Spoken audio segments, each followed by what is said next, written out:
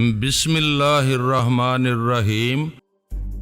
اس نے کچھ کہنے کے لیے منہ کھولا، پھر چپ ہی رہی، سر جھکا کر سوچنے لگی بھائی مراد کہیں نہ کہیں مل ہی جائے گا، لیکن یہاں منصوبہ ناکام ہو رہا ہے۔ میں نے 25 لاکھ روپے کبھی ایک ساتھ نہیں دیکھے، یہ رقم مجھے ہر حال میں حاصل کرنا چاہیے، مگر کیسے؟ اس نے سوچا کیا میں اسے کمزوری کی دوا پلاؤں، مگر یہ تو کھانا بھی کھا چکا ہے، پتہ نہیں پھر اسے کب پیاس لگے گی۔ میں اس کی طلب کے بغیر پانی کے لیے پوچھوں گی تو یہ سراسر حماقت ہوگی۔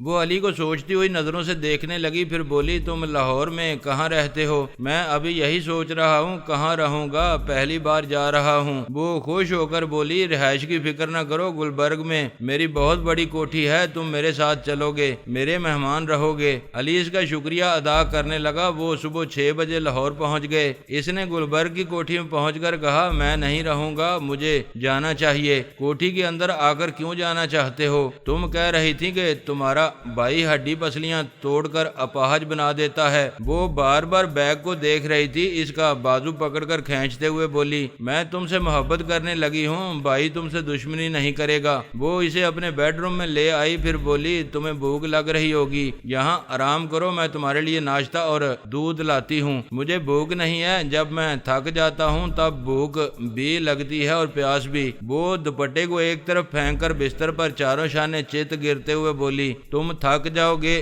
میں تمہیں اپنے ہاتھوں سے جوس پلاؤں گی۔ اس نے بیگ کھول کر نوٹوں کی گڈیاں نکالی، پھر گڈیوں کو کھول کر پھولوں کی پتیوں کی طرح اس پر نوٹ نچھاور کرنے لگا۔ وہ جلدی سے اٹھ کر بولی کیا کر رہے ہو؟ ملازمہ ادھر آئے گی تو اس کی نیت خراب ہو جائے گی۔ اس نے دروازے کو اندر سے بند کر دیا۔ بند دروازے کے پیچھے دولت ہی دولت تھی، حسن و شباب کی دولت، جذبات کی دولت اور درخت سے ٹوٹے ہوئے پتوں کی طرح بکھرے ہوئے کرنسی نوٹوں کی دولت۔ جب عورت قسم کھا لیتی ہے تو پھر اپنی آخری پونجی بھی داؤ پر لگا کر دولت حاصل کر لیتی ہے۔ وہ دروازہ دوپہر تک بند رہا، پھر روزی کی آنکھ کھل گئی۔ ایک طرف بڑا سا آئینہ تھا، کروٹ بدل کر آئینے میں دیکھتے ہی جلدی سے خود کو لباس میں چھپانے لگی، حیرانی سے دیکھنے لگی۔ بے شمار نوٹ جو پورے بستر پر بکھرے ہوئے تھے اب نظر نہیں آ رہے تھے۔ اس نے فرش پر اور بیڈ کے نیچے دیکھا، ایک نوٹ بھی دکھائی نہیں دیا۔ جس بیگ میں نوٹ تھے وہ بیگ بھی نہیں تھا، بیگ والا بھی نہیں تھا۔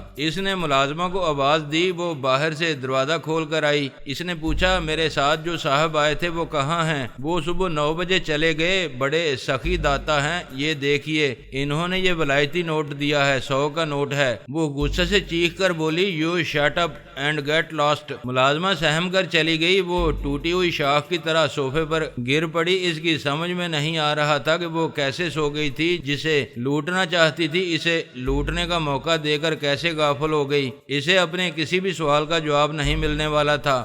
تل ابیب سے 20 میل دور ایک وسیع و عریض میدان میں خیمے ہی خیمے نظر آ رہے تھے۔ وہاں بندر آدمیوں کی ضروریات کا تمام سامان پہنچایا جا رہا تھا۔ خاص طور پر ہر خیمے میں ایک عورت پہنچا دی گئی تھی۔ زیادہ تر ایسی عورتیں پہنچائی گئی تھیں جو جنسی مہلک بیماریوں میں مبتلا تھیں اور آئندہ بندر آدمیوں کی طرح طرح کی بیماریوں میں مبتلا کرنے والی تھیں۔ پارس اور باربرا دور تک پھیلے ہوئے خیموں کا منظر دیکھنے آئے تھے۔ وہ میدان سے دور اپنی کار میں بیٹھے ہوئے تھے۔ باربرا نے دوربین سے دیکھتے ہوئے کہا ہر خیمے کے پاس ایک عورت نظر آ رہی ہے۔ پارس نے کہا یہ 2 پاؤں کی مخلوق بھی عجیب ہے، شہر میں رہے یا جنگل میں، محلوں میں رہے یا خیموں میں، ہر جگہ بستر بچھانے کا بندوبست پہلے کرتی ہے۔ باربرا نے اسے گھور کر کہا تم نے بےہودہ باتیں شروع کر دیں۔ یہ بےہودہ باتیں نہیں ہیں، ایسی سچائی ہے جس کا ذکر کروں گا تو برا لگتا ہے اور نہ کرو چھپاتے رہو تو مزہ آتا ہے۔ بس آگے نہ بولو، ہم یہاں کیوں آئے ہیں؟ غیر معمولی گولیوں اور کیپسول حاصل کرنے کے لیے ہر منکی مین کے پاس گولیوں اور کیپسولوں کی ایک ایک ڈبیا ہے۔ ہم ڈبیاؤں کے علاوہ ان کی لیزر گن اور وہ ننھا سا آلہ بھی حاصل کرتے رہیں گے جو انہیں ٹیلی پیتھی کے ہتھیار سے محفوظ رکھتا ہے۔ کیسے حاصل کریں گے؟ وہ نادیدہ بن کر رہتے ہیں، اپنی اپنی عورت کے پاس پہنچ کر نادیدہ نہیں رہیں گے۔ آگے کہوں گا تو مجھے پھر بےہودہ کہو ہوگی، کچھ کہنے سے پہلے تمہارا منہ توڑ دوں گی۔ مجھے پہلے معلوم ہوتا کہ یہ مہم اتنی واہیات ہے تو میں کبھی تمہارے ساتھ نہ آتی۔ یہ اچھی طرح کان کھول کر سن لو، میں ان خیموں میں تمہارے ساتھ نہیں جاؤں گی۔ میں ادھر میدان کے پہلے حصے میں رہوں گی، تم میدان کے آخری حصے میں جاؤ۔ ان دونوں نے کار سے باہر آ کر گولیاں نگل لیں۔ میدان ان سے بہت دور تھا۔ وہ کیپسول کو منہ میں رکھ کر پرواز کرتے ہوئے صرف چند سیکنڈ میں میدان تک پہنچ گئے۔ وہاں خیمے آباد تھے۔ منکی مین کے لیے عورتیں بہت بڑی نعمت تھیں، اس لیے وہ اپنے اپنے خیموں میں تھے۔ پارس جس خیمے میں جاتا تھا وہاں منکی مین کا لباس ایک طرف پڑا نظر آتا تھا۔ وہ لباس میں سے ڈبیا نکال کر اور لیزر گن اٹھا کر لے جاتا تھا۔ جب 10-12 گنیں اور اتنی ہی ڈبیائیں جمع ہو جاتی تو وہ پرواز کر کے اپنی کار کے پاس آتا، اس کی ڈگی میں وہ تمام چیزیں رکھ کر پھر میدان میں آ جاتا تھا۔ اس طرح اس نے آدھی رات تک 1000 منکی مین کو غیر معمولی گولیوں، کیپسولوں اور لیزر گنوں سے محروم کر دیا۔ پھر اس نے دیکھا تاریکی میں باربرا ایک طرف کار سے لگی کھڑی تھی۔ اس نے قریب آ کر پوچھا، یہاں کیوں کھڑی ہو؟ کیا خیموں میں نہیں گئی؟ اس نے جواب نہیں دیا، سر جھکائے کھڑی رہی۔ پارس نے اس کے دونوں بازوؤں کو تھام کر پوچھا، کیا بات ہے؟ اس کا بدن ہولے ہولے لرز رہا تھا۔ پارس سمجھ گیا کہ وہ کسی خیمہ میں گئی ہوگی۔ ایک کماری کو جہاں نہیں جانا چاہیے وہاں جانے کے بعد جو ذہنی، جسمانی اور جذباتی کیفیات ہوتی ہیں، انہی کیفیات سے باربرا دو چار ہو رہی تھی۔ پارس نے اسے بڑے پیار سے سینے سے لگایا تو وہ ایک دم سے تڑپ کر لپٹ گئی۔ منکی برادر کو ایلپا نے مہمان بنایا تھا۔ وہ ایلپا گھاٹ گھاٹ کا پانی پی چکی تھی۔ جب منکی برادر نے بڑے اجلاس میں اس کا مطالبہ کیا تھا تب ہی اس نے سوچ لیا تھا کہ اسے کس طرح ٹریپ کرے گی۔ اس نے اپنی ٹیلی پیتھی جاننے والی ماتحت اینی ڈسوزا سے دماغی رابطہ کیا۔ اس سے کہا، اینی میرے بنگلے میں جاؤ اور بیڈ روم میں چھپ کر رہو، میں منکی برادر کے ساتھ وہاں پہنچنے والی ہوں۔ جب وہ اپنا لباس اتارے تو تم فوراً اس کے لباس میں سے ایک ڈبیا نکالو گی، پھر لیزر گن حاصل کرتے ہی ہمارے سامنے چلی آؤ گی۔ اس کے بعد میں اس بندر سے نمٹ لوں گی۔ اینی نے اس کی ہدایت کے مطابق عمل کیا۔ ایلپا منکی برادر کے ساتھ آئی۔ اس نے بیڈ روم کے دروازے کو اندر سے بند کرتے ہوئے کہا، اس کمرے میں صرف ہم دونوں ہیں، یہاں کوئی تیسرا نہیں آئے گا، ہم محبت کرنے کے لیے آزاد ہیں۔ اس نے منکی ماسٹر کی گردن میں باہیں ڈال کر محبت کا آغاز کیا۔ پیار سے اس کی گردن اور سر کو سہلانے لگی۔ ایسے وقت اس کا ہاتھ ننھے سے آلے پر گیا۔ اس نے پوچھا، یہ کیا ہے؟ یہ ایک آلہ ہے، ہم اسے برین گارڈ کہتے ہیں۔ جب تک یہ ہمارے سر سے چپکا رہتا ہے ٹیلی پیتھی کی لہریں ہمارے دماغ کے اندر آنے میں ناکام رہتی ہیں۔ وہ لہریں اس آلہ سے ٹکرا کر واپس چلی جاتی ہیں۔ کیا یہ آلہ سر سے گرتا نہیں ہے؟ جب تک کھینچ کر نکالا نہ جائے یہ نہیں نکلتا۔ یہ تو بڑی عجیب و غریب چیز ہے، کیا نکال کر مجھے دکھاؤ گے؟ اسے الگ کروں گا تو کوئی خیال خوانی کرنے والا میرے اندر آ جائے گا۔ یہ کمرہ اندر سے بند ہے، کوئی باہر سے نہیں آ سکے گا۔ کسی کو پتہ نہیں ہے کہ ہم یہاں کیا کر رہے ہیں۔ میرے جذبات مچل رہے ہیں اور تم آلہ دیکھنا چاہتی ہو۔ بند کمرے میں معشوق کو خوش کرنے سے خوشی ملتی ہے۔ تم میری خوشی پوری کرو، میں تمہاری خوشی پوری کروں گی۔ اس نے سر کے پیچھے ہاتھ لے جا کر اس آلے کو کھینچ کر نکالا، پھر اسے ہتھیلی پر رکھ کر ایلپا کو دکھاتے ہوئے کہا، یہ ہے آلہ۔ ایلپا خاموشی سے اس کے دماغ میں گئی تو جگہ مل گئی۔ جگہ ملتے ہی اس نے زلزلے کا جھٹکا پہنچایا۔ منکی برادر کے حلق سے فلک شگاف چیخ نکلی۔ وہ اچھل کر فرش پر گر پڑا اور تکلیف کی شدت سے تڑپنے لگا۔ ایلپا خوشی سے ناچنے لگی۔ وہ سوچ بھی نہیں سکتی تھی کہ اتنی آسانی سے کامیابی حاصل ہوگی۔ اینی ڈسوزا پلنگ کے نیچے سے نکل آئی۔ دماغی زلزلے کے باعث منہ سے گولی نکل گئی تھی۔ اینی نے اسے سینڈل سے مسل دیا۔ منکی برادر کے لباس میں ہاتھ ڈال کر گولیوں اور کیپسولوں کی ڈبیائیں نکال لیں۔ اس کی دماغی تکلیف کچھ کم ہو گئی تھی۔ اس نے پھر ایک بار زلزلہ پیدا کیا۔ وہ پھر چیخیں مار کر تڑپنے لگا۔ اس نے اس کی لیزر گن فرش پر سے اٹھا لی۔ زلزلے کے 2 جھٹکوں نے اس کی توانائی اور قوت ارادی ختم کر دی تھی۔ اس پر نیم بے ہوشی طاری ہو رہی تھی۔ ایلپا نے اس کے دماغ پر قبضہ جمایا۔ وہ اس کی مرضی مرضی کے مطابق ہاتھ پاؤں پھیلا کر فرش پر لیٹ گیا، آنکھیں بند کر لیں۔ الپا نے صرف 1 منٹ کے اندر اسے گہری نیند سلا دیا۔ پھر اینی کو بیڈ روم سے جانے کے لیے کہا۔ وہ دروازہ کھول کر باہر گئی۔ الپا نے دروازے کو دوبارہ بند کیا، ایک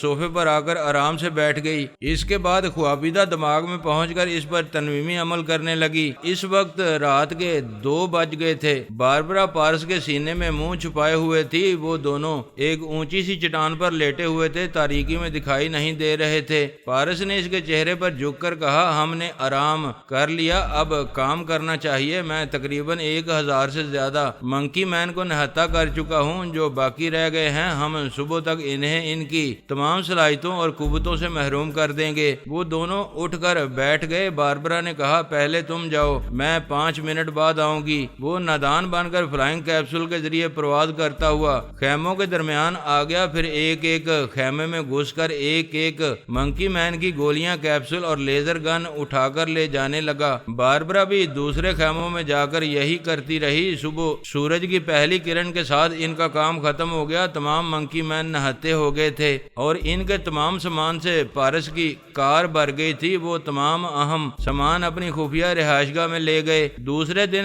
10 بجے پھر اس آڈیٹوریم میں اجلاس منعقد ہوا۔ الپا منکی برادر کے ساتھ اکابرین کے درمیان بیٹھی ہوئی تھی۔ وہ اپنی جگہ سے اٹھ کر بولی، کل آپ سب کے سامنے منکی برادر نے مجھے پسند کیا تھا، میں اسے اپنے ساتھ لے گئی تھی۔ میں نے اس کے ساتھ ایک رات گزاری اور ایک رات میں جو کارنامہ انجام دیا وہ کارنامہ اسرائیل اور امریکہ کی فوج مل کر بھی انجام نہیں دے سکتی تھی۔ فوج کے ایک اعلیٰ افسر نے کہا، تم ہماری انسلٹ کر رہی ہو۔ الپا نے کہا، کل تم نے میری انسلٹ کی تھی، مجھے انٹیلیجنس کی ایک جونیئر افسر سمجھ کر منکی برادر کی داشتہ بننے کا حکم دیا تھا۔ اب میں اپنی اصلیت بتا دوں کہ میں اس ملک کی سب سے سینئر خیال خوانی کرنے والی الپا ہوں۔ تمام فوجی افسران نے چونک کر اسے دیکھا۔ ایک افسر نے پوچھا، تم ہمیشہ رپوش رہتی ہو، آج خود کو کیوں ظاہر کر رہی ہو؟ الپا نے کہا، اس لیے کہ ظاہر ہونے کے بعد مجھے کوئی نقصان نہیں پہنچا سکے گا۔ میرے منہ میں گولی ہے، میں پلک جھپکتے ہی وہ گولی نگل کر نادیدہ بن سکتی ہوں۔ یہ دیکھو۔ سب نے دیکھا، وہ اچانک غائب ہو گئی تھی۔ سب حیران ہو کر ایک دوسرے سے حیرانی کا اظہار کرنے لگے۔ وہ پھر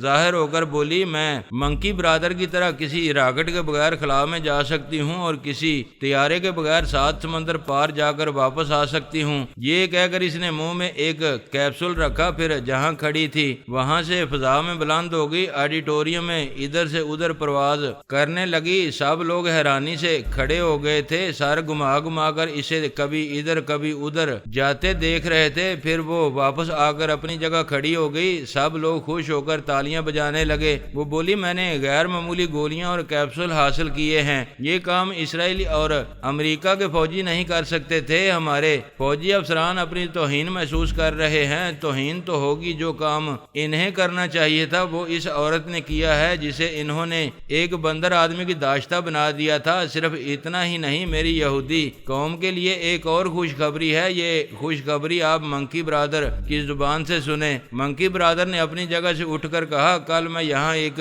فاتح کی شان سے آیا تھا۔ اسرائیل جیسے چھوٹے سے ملک پر قبضہ جمانا ہمارے لیے معمولی سی بات تھی، لیکن جن گولیوں، کیپسولوں اور لیزر گنوں کے ذریعے ہم دنیا کو فتح کرنے آئے ہیں وہ تینوں چیزیں اب میرے پاس نہیں ہیں۔ میں نے یہ سب کچھ الپا کو دے دیا ہے۔ تمام لوگ پھر تالیاں بجانے لگے۔ منکی برادر نے کہا، غیر معمولی گولیاں اور کیپسول کے فارمولے میرے سربراہ بھائی منکی ماسٹر کے پاس ہیں۔ جب الپا میری دلہن بنے گی تب منکی ماسٹر تحفے کے طور پر وہ فارمولے الپا کو پیش کرے گا۔ پورا آڈیٹوریم تالیوں سے گونجنے لگا۔ منکی برادر نے کہا، زون 3 میں لیزر گن اور کئی ایسے جدید انوکھے ہتھیار میری نگرانی میں تیار ہوتے ہیں۔ اب یہ تمام ہتھیار میں اس ملک میں تیار کروں گا۔ اس بات پر اور زور زور سے تالیاں بجنے لگیں۔ منکی برادر نے کہا، اس اجلاس کے بعد میں اس میدان میں جاؤں گا جہاں میرے جان نثاروں کے لیے خیمے لگائے گئے ہیں۔ میں انہیں حکم دوں گا کہ وہ مملکت اسرائیل کے وفادار بن جائیں اور اپنی غیر معمولی صلاحیتوں سے اس ملک کی خدمت کریں۔ میں نے اجلاس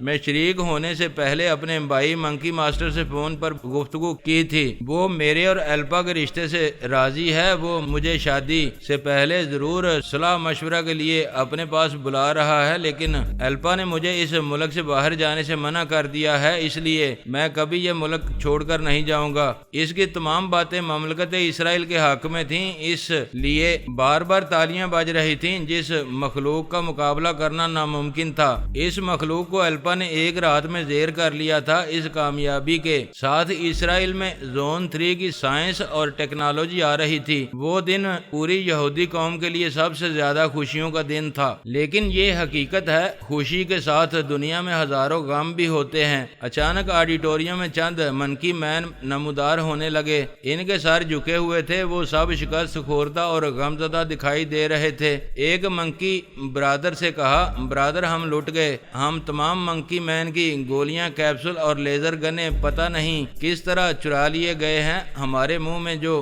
ایک گولی تھی یہی ہمارے پاس رہ گئی ہے، باقی تمام طاقتوں اور صلاحیتوں سے ہمیں محروم کر دیا گیا ہے۔ منکی برادر نے پوچھا، یہ کیسے ممکن ہے؟ ہزاروں خیموں سے ایک ہی جیسی چیزیں چوری ہو گئیں اور ایک بھی چور پکڑا نہیں گیا۔ یہ چوری کسی ایک نے نہیں، پورے گروہ نے کی ہوگی، مگر ایسا کون کر سکتا ہے؟ اس نے الپا کو دیکھا۔ الپا نے کہا، دیوی اور بابا صاحب کے ادارے والوں کے پاس غیر معمولی گولیاں ہیں، ان میں سے کسی نے ندیدہ بن کر وہ تمام اہم چیزیں چرا لی ہیں جو ہمارے کام آنے والی تھیں۔ منکی برادر نے کہا، دیوی امریکہ سے یہاں تک ہم سے دشمنی کرتی آ رہی ہے، اسے ایسے اقدامات سے روکنے کے لیے لازمی ہے کہ ہم اپنے چند منکی مین اس کے ملک میں بھیج کر اس کی قوم میں دہشت اور بے چینی پیدا کریں۔ الپا نے کہا، اس کے دیش میں ایسی دہشت گردی اور تخریب کاری کرائی جائے گی کہ وہ توبہ توبہ کرے گی اور منکی ماسٹر سے ہاتھ جوڑ کر معافی مانگے گی۔ فوج کے ایک جونیئر افسر نے آڈیٹوریم میں آ کر کہا، میامی سے اطلاع دی گئی ہے کہ منکی ماسٹر ٹی وی کے ذریعے اپنے برادر اور یہاں کے اکابرین سے مخاطب ہونے والا ہے، کیا یہاں ٹی وی لایا جائے؟ ٹی وی لانے کی اجازت دی گئی۔ 10 عدد بڑے اسکرین کے ٹی وی سیٹ لا کر آڈیٹوریم میں مختلف جگہ رکھے گئے تاکہ تمام حاضرین اسکرین پر منکی ماسٹر کو دیکھ سکیں اور اس کی باتیں سن سکیں۔ ان تمام ٹی وی کو وہاں سیٹ کر کے آن کیا گیا، چینل بدل کر دیکھے گئے۔ ایک چینل کے ذریعے اسکرین پر منکی ماسٹر کے لیے پیغام تحریر تھا کہ انتظار فرمائیے۔ تھوڑی دیر انتظار کے بعد اسکرین پر ایک منکی مین نظر آیا۔ اس نے کہا، منکی مین کی طرف سے نیک تمناؤں کے بعد عرض ہے کہ میں منکی ماسٹر کا قائم مقام ہوں۔ ہمارا ماسٹر اس لیے اسکرین پر نہیں آیا کہ یہاں آتے ہی گرفتار کر لیا جاتا۔ ہمیں امریکہ بہادر پر بھروسہ نہیں ہے۔ مجھے یقین ہے کہ تل ابیب آڈیٹوریم میں مجھے دیکھا جا رہا ہے اور میری باتیں سنی جا رہی ہیں۔ میں سب سے پہلے منکی برادر سے مخاطب ہوں۔ اس نے اس دنیا میں آ کر دیکھا کہ امریکہ نے دوستی کا معاہدہ کیا، پھر چند منٹ کے بعد ہی ہم سے دشمنی کی۔ یہ ہماری ذہانت اور امریکہ پر ہماری برتری ہے کہ یہ سپر پاور ملک ہمارے دباؤ میں ہے اور ٹی وی جیسے میڈیا پر اپنے خلاف ہماری باتیں سن رہا ہے۔ میں منکی برادر کو سمجھاتا ہوں کہ اس دنیا کے لوگ محبت کی زبان نہیں سمجھتے، ڈنڈے سے سیدھے رہتے ہیں، ورنہ یہ ایک طرف سے دوستی اور محبت کرتے ہیں اور دوسری طرف سے موت کا سامان کرتے ہیں۔ برادر، جب تم اسرائیل کے لیے روانہ ہوئے تو تمہارے ساتھ 2 نادیدہ جاسوس تھے تاکہ ان کے ذریعے اسرائیل کے بارے میں ہمیں صحیح رپورٹ ملے۔ رپورٹ یہ ہے کہ تم الپا کے ساتھ پچھلی رات اس کے بیڈ روم میں گئے، تم نے اپنے سر سے برین گارڈ آلہ نکال کر اسے دکھایا۔ اسی وقت الپا نے تمہارے دماغ میں زلزلے پیدا کیے، پھر تنویمی عمل کے ذریعے اپنا معمول اور تابعدار بنا لیا۔ برادر، تمہیں پچھلی رات کی باتیں یاد نہیں ہیں، تنویمی عمل کے ذریعے بلا دی گئی ہیں۔ ہمارے نادیدہ جاسوس کی رپورٹ پر بھروسہ کرو، الپا نے تمہیں اپنا غلام بنا لیا ہے۔ الپا نے غصے سے کہا، یہ بندر بکواس کر رہا ہے، جو ہمارا دوست بن گیا ہے اسے دشمن بنا رہا ہے۔ ٹی وی بند کرو۔ 10 ٹی وی سیٹوں کی طرف 10 فوجی جوان گئے، لیکن انہیں بند کرنے سے پہلے ہی کسی کے منہ پر گونسا، کسی کے پیٹ پر لات پڑی۔ اس طرح 10 جوان نادیدہ ہستیوں کے حملوں سے پیچھے چلے گئے۔ ٹی وی پر منکی مین کہہ رہا تھا، جو عورت تمہیں ذہنی اذیتوں میں مبتلا کرنے کے بعد تنویمی عمل کر کے غلام بنا چکی ہے، وہ تم سے کبھی وفا نہیں کرے گی۔ اس کی بات کی سچائی کا ثبوت یہ ہے کہ ادھر تمہیں غلام بناتے ہی اس کے نادیدہ آدمیوں نے ہمارے تمام جان نثاروں کو غیر معمولی صلاحیتوں اور جنگی قوتوں سے محروم کر دیا ہے۔ یہ رپورٹ ابھی ہمیں دوسرے نادیدہ جاسوس نے دی ہے۔ ہم یہ سمجھتے ہیں کہ تم معمولی بن چکے ہو، تم پر ہماری باتوں کا خاطر خواہ اثر نہیں ہوگا، لہذا میں اپنے منکی ماسٹر کی جانب سے الپا اور اسرائیلی اکابرین سے عرض کرتا ہوں کہ تباہی و بربادی کا راستہ اختیار نہ کریں، ہمارے منکی برادر کو تنویمی عمل سے آزاد کر دیں اور ہمارے تمام جان نثاروں کی گولیاں، کیپسول اور لیزر گنیں واپس کر دیں۔ وہ ایسا کر کے اپنے ملک اور قوم پر احسان کریں گے۔ ایسا نہ کرنے کے نتیجے میں نادیدہ خلائی مخلوق کے حملے شروع ہوں گے۔ یہ حملے کیسے پریشان کن ہوتے ہیں، اس کی تفصیلات امریکی فوجیوں سے معلوم کی جا سکتی ہیں۔ یہ حملے آج آدھی رات سے شروع ہوں گے، ابھی کافی وقت ہے۔ پیچیدہ حالات پر غور کرو، سلامتی کا راستہ اختیار کرو اور اپنی قوم کی دعائیں لو۔ جس حد تک سمجھانا چاہیے تھا سمجھا دیا گیا ہے، اب بس باقی آدھی رات کے بعد اسکرین سے اس منکی مین کی تصویر اوجھل ہو گئی۔ تمام ٹی وی بند کر دیے گئے۔ فوج کے جس اعلیٰ افسر کی انسلٹ ہوئی تھی، اس نے الپا کو دیکھتے ہوئے کہا، اب تالیاں بجائی جائیں، میڈم نے جو کارنامہ انجام دیا ہے اس کے نتیجے میں آدھی رات کو قیامت آنے والی ہے۔ دوسرے افسر نے کہا، منکی برادر کے دماغ میں زلزلے پیدا کرنے اور اس پر تنویمی عمل کرنے سے پہلے سوچنا چاہیے تھا کہ منکی ماسٹر کے نادیدہ جاسوس دیکھ رہے اور میڈم کی مکاریوں کو چشمدید گواہی کے ساتھ سمجھ رہے ہیں کہ امریکہ کی طرح اسرائیل میں بھی منکی مخلوق سے درپردہ دشمنی کی جا رہی ہے۔ الپا انہیں گورتی رہی، پھر کہنے لگی، میں نے جو کیا ہے وہ حب الوطنی کے جذبے سے کیا ہے اور اپنے تجربات کے مطابق منکی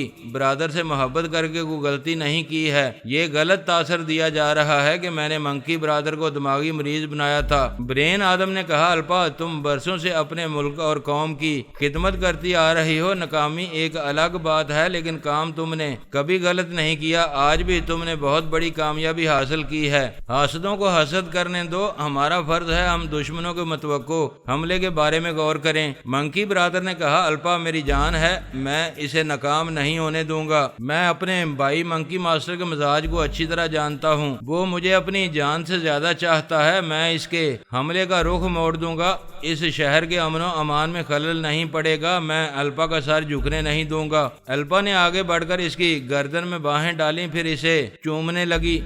سونیا آخر سونیا تھی، جب بھی میدان عمل میں آتی تھی اپنے طریقہ کار اور چال بازیوں کا سکہ جما دیتی تھی۔ منکی مین جتنی صلاحیتیں اور قوتیں لے کر اس دنیا میں آئے تھے، وہ ساری صلاحیتیں اور قوتیں پوری دنیا کو فتح کر لینے کے لیے کافی تھیں۔ ان کے سامنے امریکہ کے فوجی اور ٹیلی پیتھی جاننے والے بے بس ہو گئے تھے۔ دیوی ان کے خلاف امریکہ کی بھرپور مدد کرنے کے قابل نہیں رہی تھی۔ اسرائیلی فوج بھی خلائی مخلوق کے سامنے کم تر تھی۔ الپا منکی برادر کو اپنا تابعدار بنا کر اپنے ملک کو تباہی سے بچا رہی تھی۔ یہ یقین سے نہیں کہا جا سکتا تھا کہ وہ منکی مین کو آئندہ وہاں تسلط قائم کرنے سے روک سکے گی۔ منکی ماسٹر دیوی سے انتقام لینے کے لیے بھارت پر حملے کرنے کا ارادہ کر رہا تھا۔ وہاں بھی منکی مین پہنچ جاتے تھے تو ان کی دہشت بر اعظم ایشیا میں پھیلتی چلی جاتی۔ ان تمام ممالک میں منکی مین کی دہشت اس طرح طاری نہ ہوتی جس طرح امریکہ ان بندروں کو دوست بنا رہا تھا، اسی طرح یہودی اور ہندو انہیں دوست بنا لیتے۔ پھر منکی ماسٹر ان کے تعاون سے پہلے بابا صاحب کے ادارے کو تباہ کرتا، پھر دوسرے اسلامی ممالک پر قبضہ جماتا چلا جاتا۔ یہ آسان سی بات ہوتی، تمام دنیا پر دہشت طاری نہ ہوتی، صرف مسلمانوں پر مصیبتیں نازل ہوتی۔ منکی مین صرف اسلامی ممالک کے حکمران بننے اور ہندو، یہودی اور عیسائی خوش ہو کر مسلمانوں کی غلامی کا تماشا دیکھتے رہتے۔ یہ تو جناب علی اسد اللہ تبریزی تھے جنہیں کشف و کمال حاصل تھا۔ انہوں نے وقت کی نبض تھام کر مستقبل میں پیش آنے والے خطرات کو سمجھ لیا تھا اور یہ سمجھ لیا تھا کہ صرف سونیا ہی کسی خون خرابے کے بغیر خطرات کا رخ پھیر سکتی ہے، اور سونیا کمال عیاری سے ایسا کر چکی تھی۔ اس سے پہلے کہ منکی مین بابا صاحب کے ادارے پر حملہ کرتے، اس نے ان بندروں کو امریکہ کے خلاف بھڑکا دیا، پارس کے ذریعے ان بندروں کو اسرائیل کا راستہ دکھا دیا۔ منکی ماسٹر دیوی کا بھی بدترین دشمن تھا۔ ان حالات میں عیسائیوں، ہندوؤں اور یہودیوں پر ایسی افتاد آ پڑی تھی کہ اسلامی ممالک کے خلاف انہیں سازش کرنے کی فرصت نہیں مل رہی تھی۔ اپنا بچاؤ کرنے کی فکر میں ان سب کا خون خشک ہو رہا تھا۔